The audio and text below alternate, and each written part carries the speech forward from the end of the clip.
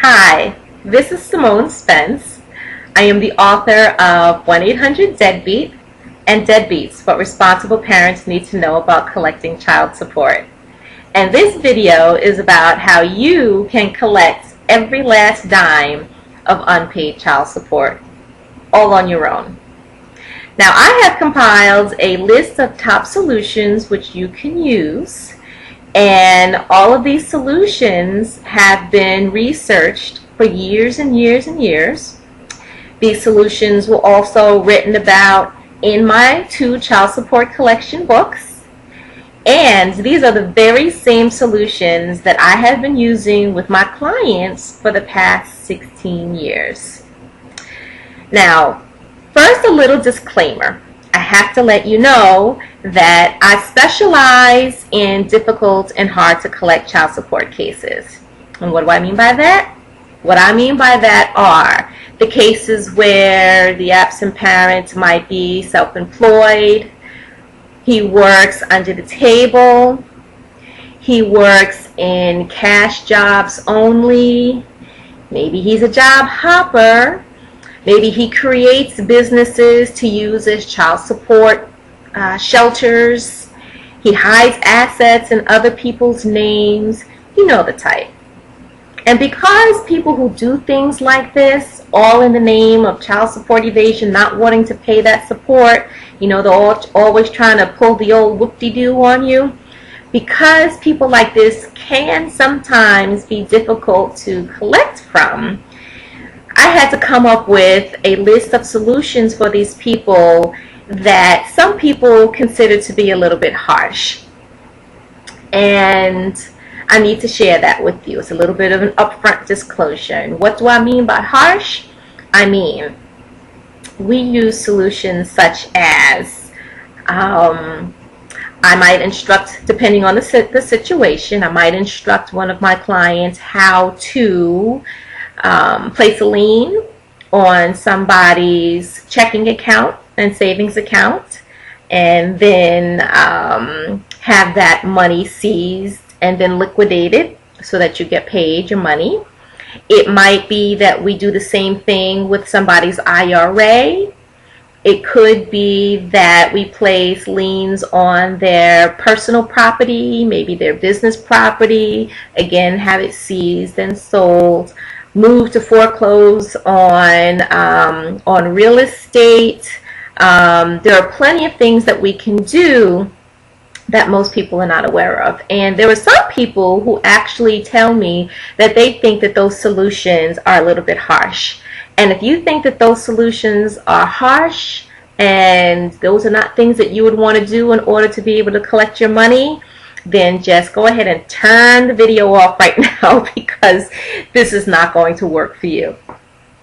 Okay, so now that that's out there, and now that there's still some of you who are left after others maybe turned the video off, I want to go ahead and tell you about a few things that I'm hoping will begin to light a fire under you, because that's really what I want to do. I want to light that fire under you and really get you going and get you revved up so that you can really begin to make this thing happen. So, first thing that you need to know about why you have not already been able to collect your money is because, number one, the child support system was never created to help you out.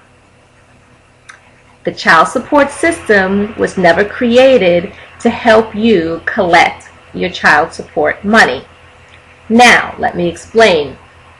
If you are on welfare, or if you have ever been on welfare, then the opposite is actually true. Then the system was actually created to help you, because the government created the child support system many years ago so that they could help track down and collect from those absent parents who have families on the system that they were not supporting. And since the government had to then step up and help these people by providing them with monthly assistance, the government decided at some point, you know what, we want to try to get our money back. So that's why the system was actually created. Somewhere along the way, they decided that they were going to let other people into the system, people who were never on welfare, never receiving any kind of assistance. But what they never did was to create a system, a workable system, that would actually go out and find these absent parents that didn't want to be found, or do any kind of investigations, or they never created a system to even make sure that the information that the absent parents were providing when they did show up in court was actually the truth. So we all know how this goes, because I have clients that tell me these kinds of things all the time, that their caseworker will say to them something like, well, we don't know where he is, but if you find him, then give us the information, and then we can go ahead and do what we have to do. Well, you know what? If we knew where he was, we wouldn't be coming to you to get you to help us, right? But the big problem with this is that they don't bother to tell you these things. So a lot of parents go and they sign up for child support enforcement, and they're sitting back wondering, well, gee, why aren't you going out there and helping me find this person? Why am I not getting paid? What's the problem here? And that is actually problem number one. And now I'm about to tell you about problem number two, which may be even worse than problem number one. Problem number two is that each child support office actually has quotas that they have to live by. And let me explain what that means and what it means to you, and why this is a really, really bad thing for you if you're trying to collect your money. What I mean by that is that the federal government funds each state child support office. So what happens is that the federal government goes to each state and they say, hey, state, I'm going to fund your office, but in order for me to fund your office, you're going to have to collect X amount of dollars every single year and funnel it back to us so that we can make sure that we keep your office open. So if you don't, meet your quota, then there's a problem. And then the state goes, whoa, we have people that we have to keep employed here. We want this office to stay open. Okay, this is what we're going to do. We have a quota. We're now going to go and give the county quotas. So then they go to each county office and they say, hey, county, you have a quota. You want us to continue to fund you and keep your office open? Okay, so now you have a quota and you have to collect X amount of dollars every single year if you want us to keep your office open. And then the counties go, whoa! And then they say to each of the caseworkers, hey, caseworker, you want to keep your job? You want to keep this office open? You have to collect X amount of dollars every single year in order for us to meet our quotas so that the state can meet their quota so that the federal government is happy and everybody gets to keep their jobs. So what ends up happening is that the individual caseworkers go after the low-hanging fruit. Now picture a nice little fruit tree with the fruit hanging on it. They're not going to climb the tree to try to reach the highest pieces of fruit. They are going to climb the tree and reach the smallest or the lowest hanging fruit, the easiest pieces of fruit to get to so that they can fill their baskets, fill their quotas really quickly, and then pass it on. And how that affects you is that, well, if you have an easy case, if you have a low fruit case, the easiest ones to collect, well, then your case will get collected and you're not watching this video anyway because you don't have a problem collecting your child support. But if you have one of those cases that, the absent parents are self-employed and they're hiding money and they're creating businesses so that they can prove that they don't make any money, or they're hiding assets in somebody else's name and working in cash jobs, those are the pieces of fruit that are on the high part of the tree, and you have to climb a little bit harder, you have to climb higher, you have to do investigations, you have to try to find out if these people are telling the truth, you have to ask them to bring in more papers and more documents, and where the heck are they anyway? If you have cases like that, the caseworkers are not going to try to reach for those pieces of fruit, even if they had systems in place which allowed them to do that, which most of the time they don't. But they're not even going to try to reach for those pieces of fruit because they have to spend their time making sure that they make their quotas. So they pull from the lowest hanging fruit all the time, the easy cases, the easy cases, the easy cases, so that they can make sure that they make their quotas. Does that make sense? It's not good news for you. What does this mean for you? This means for you that the time has come that you have to make a decision. The time has come that you have to act now. You have to decide for yourself, okay, how mad am I about this whole situation? Am I so totally done with not being able to collect my money? I have 5, I have 10, I have 30, I have 80, I have 150, I have $500,000 out there on the street that I can't get my hands on, and the state and the county and nobody out there are willing to help me. And either I can't afford a lawyer, or I've already had a lawyer and I still have no money because my lawyer wasn't able to help me collect. That's a whole nother video. My lawyer wasn't able to help me collect. What am I going to do about this? The time has come for you to decide just how mad you are, and if you're not going to take it anymore. Just how mad are you, and are you ready to not take it anymore? You know, Albert Einstein has a quote, which I just absolutely love because I think it's just so appropriate in a case like this. And that quote is that the definition of insanity is for you to continue doing the same thing over and over and over again, but somehow you expect a different result. You get that? So the time has come for you to do something different. The time has come for you to decide that there's something else that you can do out there. Broaden your awareness, figure out what your options are, and make something happen yourself. Now, imagine, just for a second, your ex bouncing checks all over town because you placed a lien on his checking account and seized all of that money that he had in there because he wasn't paying you child support.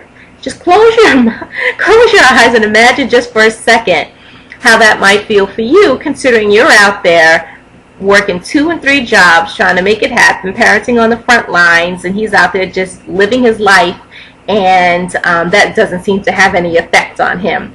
But now you have found a way to collect your money, and now you have all of that cash that was sitting in his account. How sweet does that feel to you?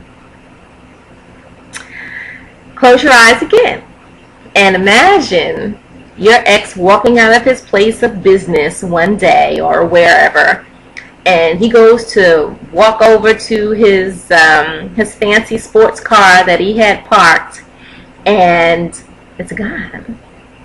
It's not there anymore. And why is it not there anymore?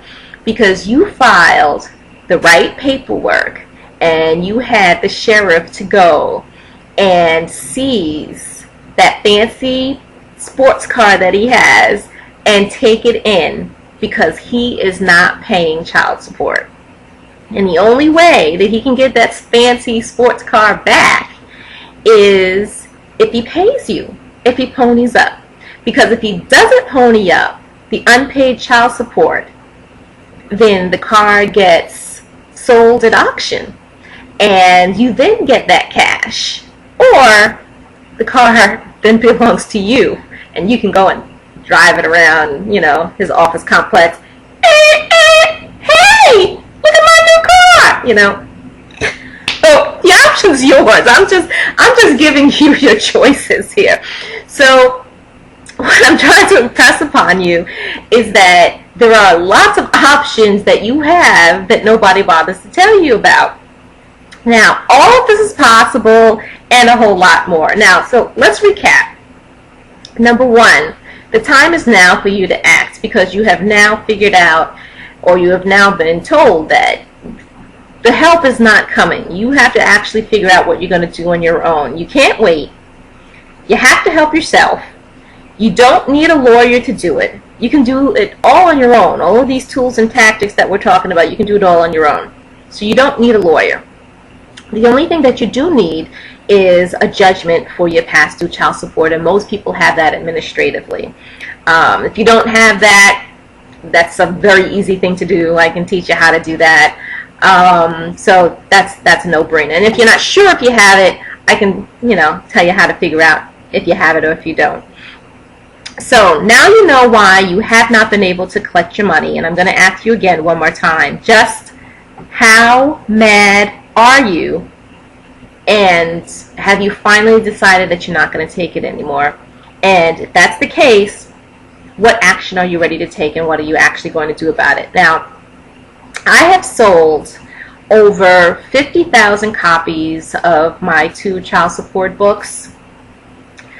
I have opened up a company many years ago now. I'm actually a child support advocate and consultant and coach for the past 16 years. So this is what I do professionally. This is what I do for a living full-time and have for many, many, many years now. So I'm a child support consultant and coach. And I would love to be able to give you some more information. So if you have any questions about anything that I've said on this video, if you have anything that you need to know, you need a little bit of help along the way, any clarification on just, how to make any of these liens or seizures happen, or if you just want to tell me about your success, I really, really want to hear from you. Again, this is Simone Spence. I'm the author of 1-800-DEADBEAT and Deadbeats, What Responsible Parents Need to Know About Collecting Child Support. My company is Child Support Solutions, and you can check out my blog at deadbeathunter.info. You can check out my website at don'tgetmadgetpaid.com. That's right, I said it. Don'tgetmadgetpaid.com. And you can check me out on YouTube at Deadbeat Diva. And if you want to reach me personally, you can hit me up at Simone at don'tgetmadgetpaid.com. SIMONE at don'tgetmadgetpaid.com. Keep it real. Talk to you soon.